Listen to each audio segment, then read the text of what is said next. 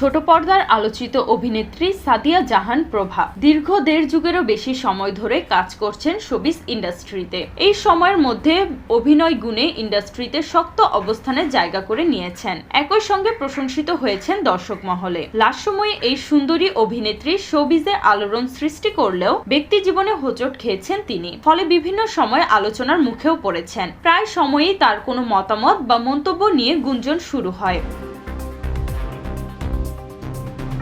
তবে কখনো তাকে নিয়ে কোনো গুঞ্জন, সমালোচনা বা কিছু রটলে তার প্রতিবাদ করতে দেখা যায় না। এবার একটি ঘটনা নিয়ে ক্ষোভ প্রকাশ করে হুঁশিয়ার করলেন এ অভিনেত্রী। মঙ্গলবার ১৯ আগস্ট বিকেলে সোশ্যাল মিডিয়া ফেসবুক পেজ থেকে এক ভিডিওতে অভিনেত্রী প্রভা অভিযোগ করেন একটি প্রতিষ্ঠান কোনো অনুমতি ছাড়াই তার ব্যক্তিগত ছবি ও ভিডিও ব্যবহার করছে। এসব ছবি প্রতিষ্ঠানটি তাদের বিজ্ঞাপন প্রচারের কাজে লাগাচ্ছে বলে দাবি করেন তিনি। প্রভা প্রতিষ্ঠানের নাম উল্লেখ করে বলেন, প্রতিষ্ঠানটি থেকে কোনো সার্ভিস নেইনি আমি, তাদের সঙ্গে আমার কোনো ধরনের সম্পর্কও নেই। ঘুরতে গেলে আমি নিজের টাকাই ঘুরি।